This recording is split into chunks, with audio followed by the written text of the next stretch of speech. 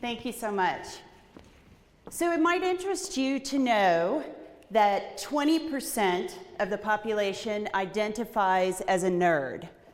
I certainly am one of those people. I consider myself to be a native nerd, born and bred. So I was definitely raised by a physicist. It doesn't get nerdier than that, but I've embraced it over time. I'm also a boundary spanner. I'm a bridge builder, and I work at the intersection of art, technology, imagination, science, and engineering. I've also built a career working at the cutting edge of technology, and it's something that we affectionately call the bleeding edge for obvious reasons. But I didn't start out that way. You might think that if I was raised by nerds and I've embraced my card-carrying nerddom, that I would have gone into science and technology from the beginning, but indeed no. I have a love and a passion for cute, furry little animals, all of them. And as a kid, I read James Herriot's books. He is a veterinarian in the UK, and no one could make the process of working at the business end of a horse more glamorous than Dr. Herriot. So I was convinced as a child that I was going to be the female American version of Dr. Herriot, and I too would write books that would entertain and enthrall the masses. It was big dreams even then. So off to Texas A&M I went because they had a wonderful veterinary program, and at the time the PreVet program was primarily animal science. I took classes like nutrition and animal husbandry. I took labs like how to judge livestock and castration. Yes, you heard me right. I actually had to take a lab with castration. But I was also encouraged to be a part of the clubs. So the students were encouraged to get involved to see if they really liked what they were going to be doing. And I went to the Saddle and Sirloin Club. Now look at me. Does anything about me scream saddle and sirloin? No. But I went anyway. I pushed through my barriers, my comfort zone. I dressed in my nice pressed white walking shorts and my white Ked sneakers, and I showed up to the meeting not knowing we were going to be washing cattle. I maintained a stiff upper lip. I took my bucket, I took my hose, I went over to meet my cow that I was going to wash, hereafter referred to as Satan. I sprayed Satan with water, and Satan responded by kindly kicking me square in the stomach. He kicked me so hard that I thought my teeth were going to rattle. And it was what I'll call a critical point in my life. At that moment, I had an epiphany. I decided to reconsider my life's choices and my career decisions. So off to computer science I went. One, because my dad had always told me that I had a particular knack for the maths and the sciences, and he thought that I really might enjoy this new and emerging field of computer science, but also because if you drew a line from Satan and his friends across campus to the building I would be in, it was the furthest point away. So I spent a lot of time there. I was at the beginning of technology. I got to see the transition from punch cards to workstations. I got to work before there were ever these things called printers. They used to be called plotters. And I spent an awful lot of time in what we call the geek aquarium. And it really did look like an aquarium that had a pit in it with lots of workstations. But it was there that I really realized that I could make a living being creative and exercising both sides of my brain. It was there that I fell in love with creating pictures. It was also there that I really started to understand my strengths, which I think has been key to success over the years. I know that I'm a lifelong learner. I know that I'm naturally curious. I know that I need to be creative. It's not a desire, it's a need. I also know that my glass is always half full, And when you work at the cutting edge or the bleeding edge of technology, you need to be a glass half full kind of person. So while some people might see this as a mountain or an obstacle, I see it as possibilities, opportunities. I truly believe that given enough time, enough resources, and enough effort, there isn't anything that can't be solved. So why do I share this with you? Because I'm working on some of the hardest problems known to our society today. I recognized early on that I wanted to, as much as I possibly could, make a difference and give back. And I wanted to work on problems that meant something. So let's take a look at a sampling of some of the problems that we know we're facing today and we know are really hard. So imagine with me for a minute, what if, when you went to the doctor, what if they prescribed something directly designed for you, rather than guessing where you are on the curve of thousands of people that may have your condition or your disease, but don't share your blood chemistry or your genetic makeup. No one knows better than Sony that cyber terrorism and cyber hacking is on the rise. And if you've ever tried to keep viruses off your computer, imagine what it's like with networks that span the world. And we are all connected, but the thing that's relevant here is our power supply, our power grid. There are a number of things that run in our everyday lives that are actually run by computers. Let's think a minute about clean, renewable energy. We don't have infinite stores of the materials that we now get our energy from. And while we might think that sustainable food, energy, and water are third world problems, indeed they're not.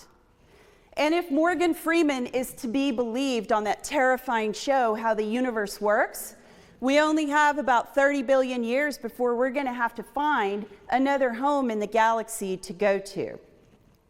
What do all of these things have in common? Data. By 2020, we're projected to have 40 zettabytes of stored digital data, which is roughly equivalent to about 6,080 million years of HD video. But let's think for a moment what that consists of. Well, we know there's a lot of cat videos, right? And there's an awful lot of other kinds of videos, which I won't go into today, but I'm sure you can use your imagination. But what they have in common, their common thread, is that at this point, it's just data. And what I'm after in my career is information. And there's a very big difference between raw data and information. So I spend a lot of my career being a junior Sherlock Holmes, wading through mountains of data. It's a little like drinking through a fire hose, trying to find that ever elusive bit of insight. Why do we make pictures out of things? Biology. We have an enormously powerful computational engine that sits on our shoulders every single day. So think about what you do every single day. Barring any visual impairment, we do real-time pattern recognition, we do real-time facial recognition, we hopefully do real-time collision avoidance and obstacle avoidance, we recognize color, and we recognize depth. All we're doing is taking advantage of the largest bandwidth channel into our brain. The visual cortex is about 30% by volume of the cerebral cortex. So let's compare that to other senses. So hearing's only 3%. So that might explain why when I speak to some people, they don't hear me. But when I show pictures, it speaks 1,000 words. But if you contrast that with touch, it's about 8% by volume. So again, we are really just taking advantage of what we already have as biological capability. Now let me talk a little bit about visualization. When I say visualization, sometimes people think of that very cerebral, centering process where you're trying to be mindful and calm and sort of reconsider life's choices. Some people think this. They think computer graphics, because there's not a movie that you guys have seen anywhere in the recent past that doesn't have some sort of computer-generated effect or computer-generated animation in it. For example, a little known secret, all the explosions you see in the action movies, all computer generated, all false. That was a total letdown for me when I found that out. What I'm talking about though, is I'm talking about making pictures out of science or engineering. And the difference is that in computer graphics, I can make monsters blue and I can make green eyeballs walk. In visualization, I am required to respect the integrity of the underlying science or engineering phenomena and also the data. So if I want people to make actionable decisions out of things that they see that I've generated, then they have to be able to trust me. And if to trust me, they have to know that I maintain the integrity. This is even more important in things like vehicle design. All of our cars, and if you don't drive a car, perhaps your bicycle, all of them were designed, developed, built, marketed using some sort of computing and in effect some sort of visualization to understand. This is particularly relevant when we look at things that have social impact, that affect life and limb, like hurricane prediction. I'm in Austin, Texas, and you might think that's 4 hours away from the coast, but that's really not as far as you think it is. When a hurricane enters the Gulf Coast, the entire state kind of holds its breath. So we've done an awful lot of work trying to understand where these hurricanes are going to go, and more importantly, how we get people out of harm's way. We've also done an awful lot of work in fields that you might think are non-traditional communities, like the humanities, looking at great works of art, either written or paintings or drawings, but also looking at fields like archaeology and anthropology. But let me take you on a little journey. I call it sort of the crazy trail. So this is where I live 99% of the time, and you'll see why. I'm a child of Star Trek, clearly inspired by Star Trek. I am cognizant enough to know that I cannot currently recreate the holodeck, but perhaps whether or not I can build a holodeck is not the important question. Perhaps the important question is, how close can I get? So imagine, if you will, that I could turn a blank room into my own personal visualization canvas. What if I could walk in and it would respond to me? We know we have wearable computing. We know we have the projection capability. What if I had a relationship with it and it was personalized? What if I could pick up the conversation where I left off?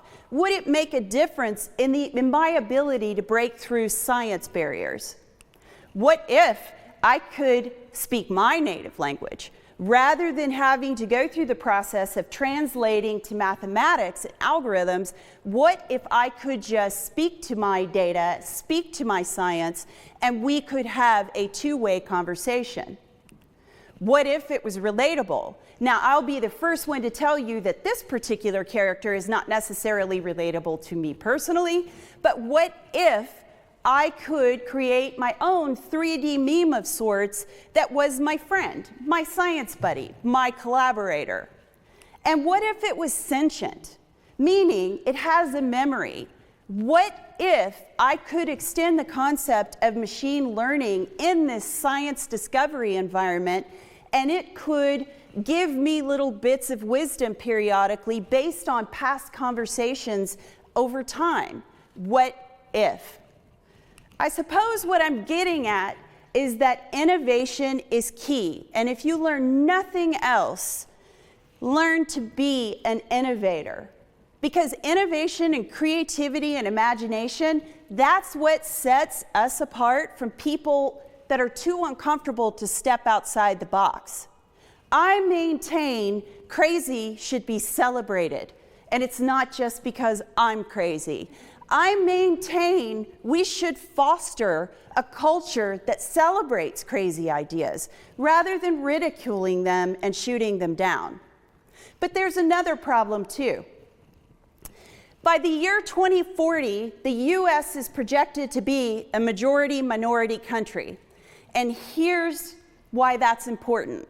We've heard a lot about encouraging our young kids to go into STEM fields, but there are a couple of bits of information I want you to know. 71% of all new jobs in STEM are in computer science. And in sharp contrast, only 8% of graduates are in computer science. What's even more shocking is that by the year 2020, a little over 2 years from now, we will need 1.4 million jobs in the high-tech sector, and we are only projected to be graduating about 400,000 kids that have the skill set to work in these positions. So do the math, and that means that we have 1 million jobs that will go unfilled in the high-tech sector because we don't have a qualified workforce. But here's the other half of that, which is not only do we have a qualified, will we not have a qualified workforce in 2020, if you look at the demographics of the students that we are graduating and are projected to graduate, they look nothing like the demographics of our current population. And that's going to get even more severe in 2020, 2040, and beyond. So what can we do about it? So here's what I know about millennials and post-millennials. You guys have had a bit of a bad rap as of late. So there's been a little bit of bad press. You're stuck on your phones. It's the me generation. But here's what I know about you, and here's what I see. You're passionate. You're creative. It's probably the most activist generation that has ever existed. You are more connected to each other and your world and the news, alternative facts or not, than any other generation before us. You want to make a difference. What we can do is we can tap into your desire to make a difference and teach you the how in the context of something that you care about. We did this with a group of students at last Supercomputing. We talked about a very emotionally charged subject, Black Lives Matter movement. We talked about that particular topic in the context of common perceptions, misperceptions, and we really wanted to understand, can we have a rational conversation that is data-driven to talk about solutions rather than arguing about what may or may not be factual. What happened was magic. It was incredible. These students came up with extraordinary solutions, trying to really dig deep, bring their heuristic or their local knowledge to bear, look at ordained data sets, respected data sets, and really come up with solutions. It turns out that visualization, no matter what your background, is a bit of a universal language. Everybody likes imagery. Everybody can wrap their head around it. I suppose what I want to leave you with are a couple of pearls of wisdom. One, I'm going to tell you guys what I've told my kids all their lives. Use your powers for good and not evil. Second, dream big, reach for the stars, really push your limits, lean into your crazy, and enjoy the ride. Thanks very much.